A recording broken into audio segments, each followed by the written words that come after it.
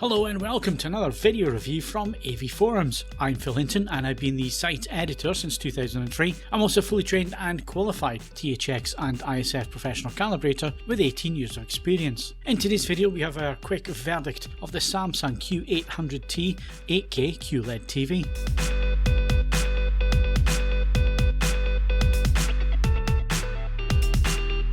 Before we talk about the performance of the Samsung Q800T, if you like our reviews and want to see more of them while supporting our channel, then please like and subscribe, and don't forget to click the notification bell to be informed every time we upload new video content.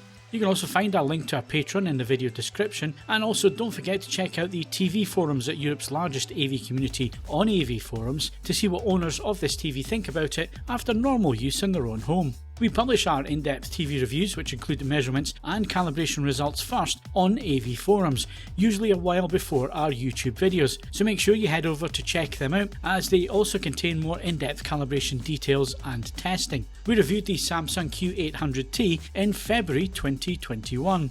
The Q800T is the third from top in the 8K LED LCD QLED TV lineup from Samsung for 2020. It has many features found on the flagship Q950TS, as well as a nicely designed chassis and stand, but it does drop the One Connect box and has everything mounted on the rear of the TV instead.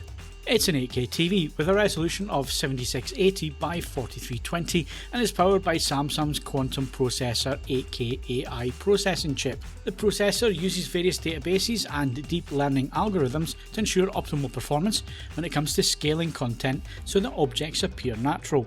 As there's very little in the way of native 8K content at this moment in time, the upscaling performance is very important. The built-in YouTube app can now support 8K playback on the Q800T, and you can watch the small amount of native 8K videos on the service. The Q800T boasts a bezel-less design along with a full array local dimming panel with around 224 dimming zones along with an advanced local dimming algorithm. There is also an anti-reflective screen that rejects ambient light falling onto the viewing surface and washing out the image. There's also one HDMI input with 40 gigabits per second bandwidth that can play back 4K at 120, as well as supporting AMD FreeSync and variable refresh rate along with auto low latency mode. The Q800T also has an input lag of 13 milliseconds with or without HDR, making it a great option for gamers. HDMI 3 supports eARC for uncompressed immersive audio playback. The Tizen operating system and Smart TV is still one of the very best on the market, with an intuitive interface and a vast list of available apps such as Netflix, Prime Video, Now TV, Apple TV Plus and Disney Plus, to name a few. Plus you have all the terrestrial catch-up applications including the BBC iPlayer. Also new is a change of colour for the main menu system, which is blue instead of bright white, saving your eyes when you're in HDR mode. There are two supplied remote controls with the Q800T, and these are an old-fashioned black plastic affair with lots of direct access key buttons for features, along with 3 hotkeys for Netflix, Rakuten and Prime Video. The second remote control also has these 3 hotkeys at the bottom of a small metallic body, with minimal keys and a directional pad and enter key. Both are easy to use and intuitive, with the black design easier to use for settings and calibration, and the small metal controller is best suited to everyday use. Black levels are good on the Q800T when it comes to watching SDR and HDR content, thanks to the aggressive local dimming algorithm which is employed here. With SDR content once calibrated, there is a nice degree of deep blacks mixed with some good shadow detail retrieval, which gives the image depth and texture. The local dimming is effective, with only the odd instance of being caught out by the content and over dimming the image. Even with incredibly challenging scenes such as Sandra Bullock spinning in front of the stars in Gravity are handled very well, with only the odd fluctuation standing out against a more uniform performance.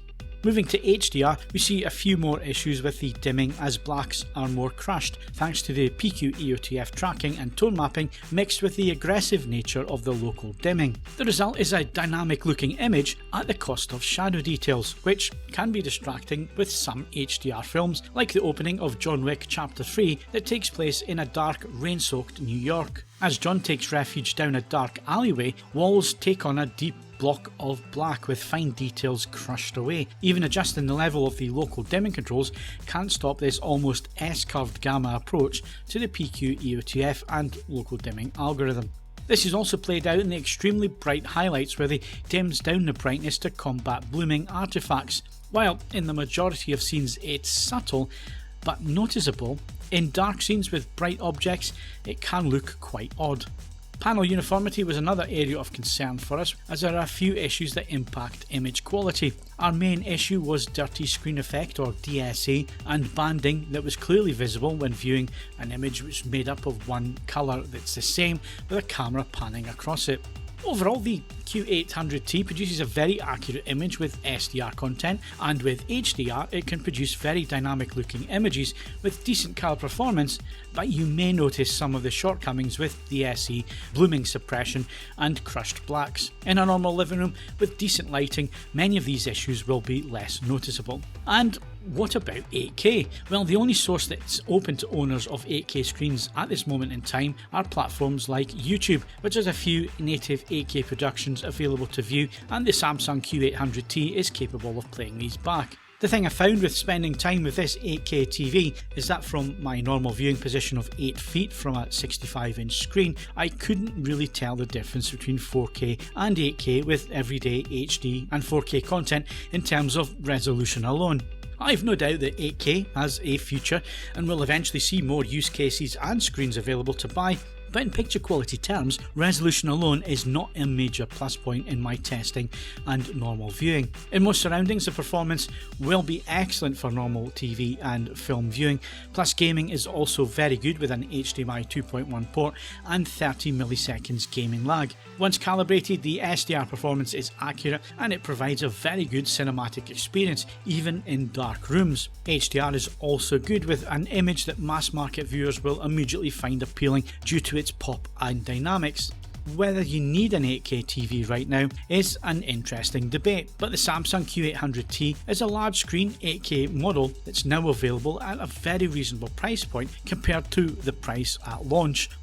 If you must have an 8K TV right now, then we can recommend you check out the Samsung Q800T, as it's one of the more reasonably priced models with a very good performance overall. You can read the full in-depth review at avforums.com, where we go into far more detail about the image quality, the calibration results and HDR measurements.